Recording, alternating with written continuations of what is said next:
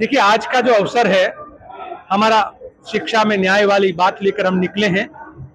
देश में जब हमारे देश के लोग असुरक्षित हो और ऐसी घटनाएं पहलगाम वाली आपने सुना होगा, तब भी हमारे देश के प्रधानमंत्री राजनीतिक चर्चा करने के लिए अलग अलग जगह पे पॉलिटिकल मुख्यमंत्रियों के साथ ठहाका लगाते हैं। हम सिर्फ 2025 के चुनाव को देखकर ये कार्यक्रम नहीं कर रहे हैं। कांग्रेस पार्टी ने देश की आजादी से पहले भी और आजादी के बाद भी कि देश का हर बच्चा, चाहे वो गरीब का, वंचित का, शोषित का, पीड़ित का हो, हर किसी को पढ़ने का अधिकार है। वो अधिकार, मौलिक अधिकार भी हर तरीके से बराबरी का अधिकार कैसे मिले, उसके लिए जो कांग्रेस पार्टी काम कर रही है। देश में आज शिक्षा को बाजार बनाकर रख दिया है। जिस प्रकार से शिक्षा का व्यापार हो रहा है, उसमें गरीब, वंचित और शोषित के बच्चों को पढ़ना ऑलमोस्ट इम्पॉसिबल हो गया है।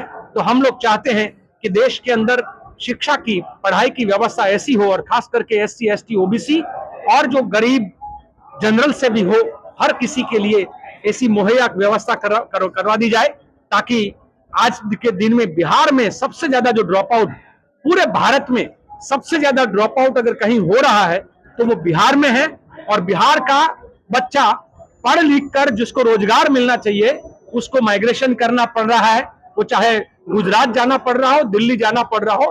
तो यहाँ पर शिक्षा और स्वावलंबन का व्यवस्था के लिए आज की ये हमारी बैठक। चुनाव भी है सर, बिहार दौरे पर चुनाव बड़ी ताकत से लड़ेंगे, मिलकर लड़ेंगे। और जिस प्रकार से इंडिया गठबंधन के जो साथी है, और मैं बिल्कुल ये मान के चल रहा हूं कि नीतीश कुमार जी तो शायद उनका स्वास्थ्य भी मुश्किल में है।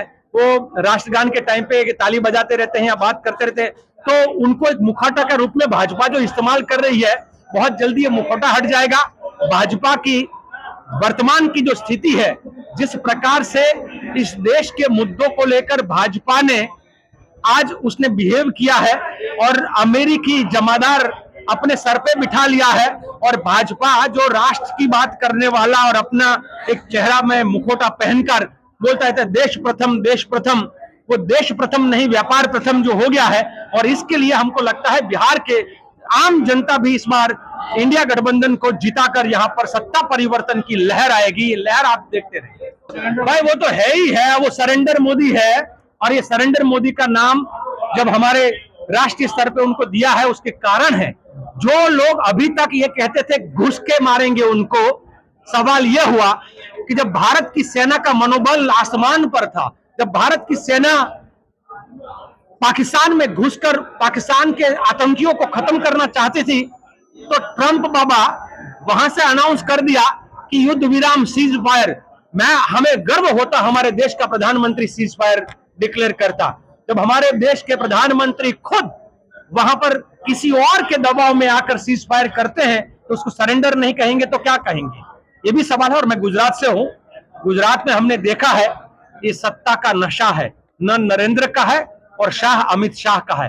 ये सत्ता का नशा बहुत खतरनाक हो गया है, और ये सत्ता का नशा बहुत जल्दी उतरेगा। पूरी तरह से भारत जो काम कर रहा है वो ट्रम्प के इशारे पे काम चल रहा है। भारत के जो है, देखिए, पूरा भारत को कभी ट्रंप का गुलाम नहीं होगा। आज के शासक ट्रंप के दबाव में है, और आज के शासक ट्रंप के दबाव में होने का कारण कहीं न कहीं वो मोदानी मॉडल के तहत भी तो हो सकता है।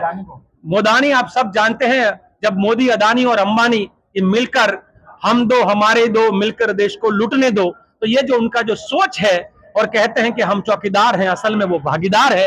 तो ये भागीदारी जो है वो देश के लिए बड़ा खतरा है।